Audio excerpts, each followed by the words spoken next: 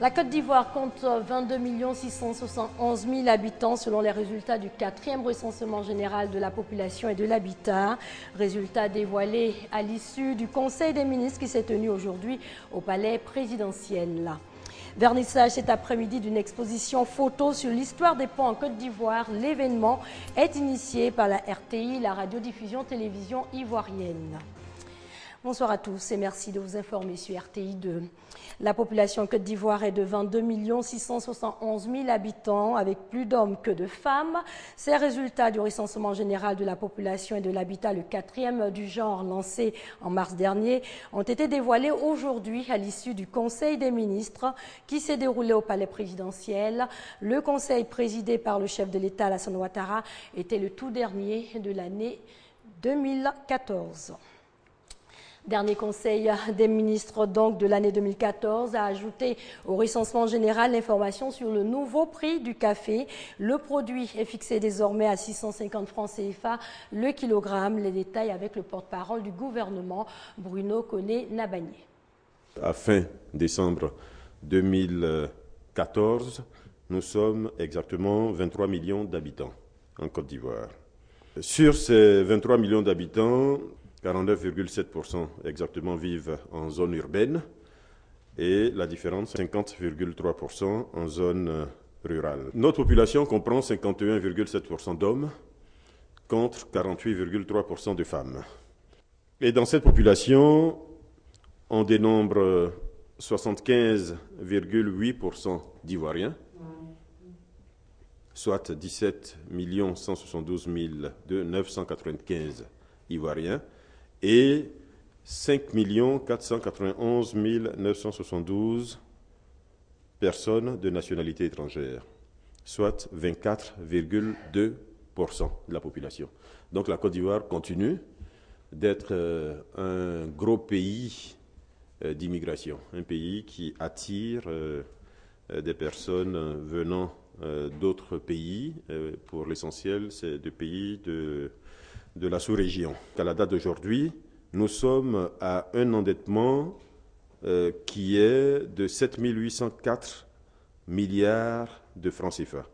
Nous sommes à 45,8% de taux d'endettement, donc du ratio dette sur PIB, qui est un ratio extrêmement important. C'est celui que tout le monde regarde principalement. Ce ratio, en 2011, il était à 72,6%. Pour vous dire comment aujourd'hui ce ratio a baissé, donc fortement baissé, et comment il est suivi. Comment il est suivi de façon très attentionnée par le gouvernement pour faire en sorte justement que nous ne retombons plus dans les erreurs du passé. Je dois dire aussi que le seuil de convergence au niveau de l'UMOA concernant ce ratio est de 70%. Donc on peut considérer que jusqu'à 70%, on est dans les normes. En bref, le prix du péage connu, 500 francs CFA pour les véhicules de tourisme, 1500 francs CFA pour les véhicules de transport. Les poids lourds, eux, paieront 3000 francs CFA par passage.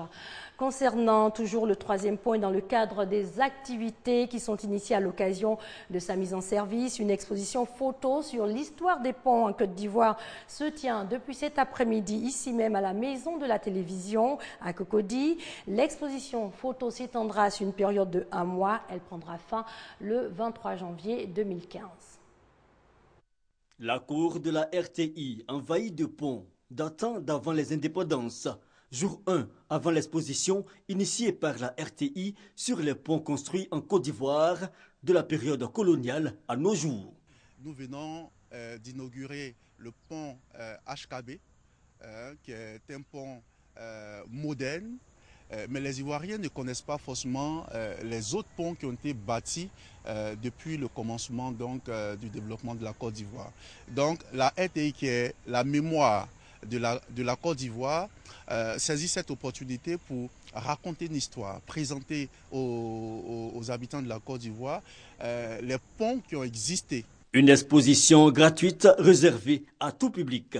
Le pont flottant datant de 1931, Les ponts en béton, le pont Henri Konan Bédié, des images fortes pour mieux instruire sur l'histoire du développement de la Côte d'Ivoire. Les visiteurs devront s'attendre à des images d'un photographe qui s'appelle Louis Normand, qui a été le photographe d'Houphouët-Boigny. Nous avons un fonds photographique et c'est ces photos-là que nous disposons ici pour l'exposition sur les ponts de Côte d'Ivoire. Et la page pittoresque, un authentique pont de liane venu de la région de Danani. C'est des initiés qui les ont préparés. Ils les ont préparés et nous les avons transportés ici. Même pour les poser, il fallait aussi attendre la nuit. Déjà pour les transporter, il fallait les transporter la nuit et l'installer, le pont, il fallait l'installer la nuit. Ça n'a pas été chose facile, n'eût été certains sacrifices qui ont été faits pour que vraiment les anciens et les génies nous autorisent à pouvoir venir avec ce pont-là ici en fait. L'émergence en images, la RTI veut s'inscrire dans une dynamique didactique. L'exposition durera 1 mois, cérémonie d'ouverture prévue ce mardi 23 décembre. Vous l'avez bien compris, il s'agissait plutôt des préparatifs de cette exposition qui s'est ouverte cet après-midi.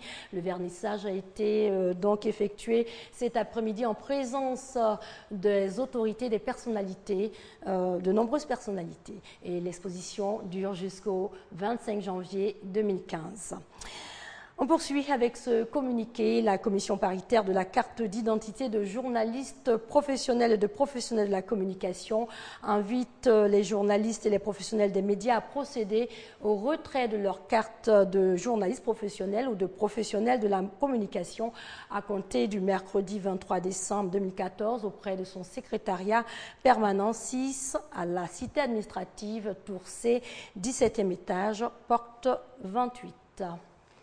Un mot sur les préparatifs de Noël, une période très chargée, donc marchés, supermarchés et autres grandes surfaces sont pris d'assaut par les populations, difficiles emplettes qui riment très souvent avec embouteillage et autres désagréments. Abidjan, la capitale économique de la Côte d'Ivoire, connaît régulièrement des embouteillages. Mais cette situation s'est accentuée à l'approche des fêtes à Adjamé, sur le boulevard Nangui à Brogoua, non loin de la mairie. Les véhicules ont du mal à avancer. La situation est trop difficile. L'embouteillage, il y en a plein chaque jour. Depuis le lundi, à Djamé, en tout cas, il n'y a pas de circulation. Des embouteillages provoqués par les vendeuses de jouets et autres produits prisés pendant les fêtes, mais également par les personnes venues faire des achats dans le cadre des préparatifs des fêtes de fin d'année. Je pense qu'à Djamé, c'est trop compliqué. Il y a du monde, les dames qui sont en bordure des routes, là, qui vendent là, et ça permet que les voitures ne peuvent pas passer beaucoup. C'est ça qui provoque l'embouteillage. Il y en a qui ne savent pas conduire, ne savent pas comment il faut passer. Donc, il y a tout ça qui provoque. Au plateau, centre des affaires d'Abidjan, un secteur habitué aux embouteillages présente des voies beaucoup plus étouffées. Durant cette période qui précède les fêtes de fin d'année, les Abidjanais doivent s'attendre à passer cette épreuve de patience sur les voies de la capitale. Mais surtout avec la plus bonne manière qui soit, c'est-à-dire la vigilance au volant. Autre chose à présent, la campagne du coton et de l'anacarde s'ouvre dans quelques semaines pour qu'elle se déroule parfaitement. Les producteurs à la base sont formés, les apprenants planchent notamment sur les techniques culturales et les conditions de création de pare-feu. C'est une initiative du Conseil du coton, Soro Corona et Kader Sogodogo. Pour garantir la durabilité de la culture de l'anacarde, améliorer la productivité et les revenus des producteurs, le gouvernement ivoirien a opéré des réformes dans cette filière. Réformes qui interviennent au niveau des bonnes pratiques de récolte et post-récolte et des techniques culturelles. La réussite de ces réformes dépend de la qualité et des compétences des producteurs. C'est dans cette vision que le Conseil du coton et de l'anacarde, le FICA et l'ANADER ont décidé de former les conseillers agricoles. Il s'agira ici d'une formation qui va porter sur des éléments tels que comment récolter l'anacarde, comment sécher l'anacarde et comment le stocker pour pouvoir mieux faire la commercialisation. Il y aura des formations théoriques en salle et ensuite il y aura des formations sur le terrain pour permettre aux apprenants de mettre la main à la pâte. Les conseillers agricoles ont reçu des rudiments pour la vulgarisation des variétés améliorées mises en place par le CNRA. Avec les feux de brousse qui dévastent souvent des vergers, des techniques de création de pare-feu étaient au centre de la formation pratique. Nous sommes avec les agents sur le terrain pour leur expliquer comment arriver à aider les producteurs à prendre la bonne décision pour améliorer leur leur production. Ces formations théoriques et pratiques ont également permis aux participants d'avoir des notions sur l'espacement des plants afin d'avoir une bonne production à l'hectare. Les ateliers de formation se sont déroulés dans 5 zones de production de l'anacarde en Côte d'Ivoire, à savoir Boaké, Korogo, Boaflé, Bondoukou et Touba. Religion à présent, l'église évangélique Maison de la Destinée a procédé à la consécration de 30 pasteurs. Ces derniers ont été soumis auparavant à une formation théologique durant 3 années.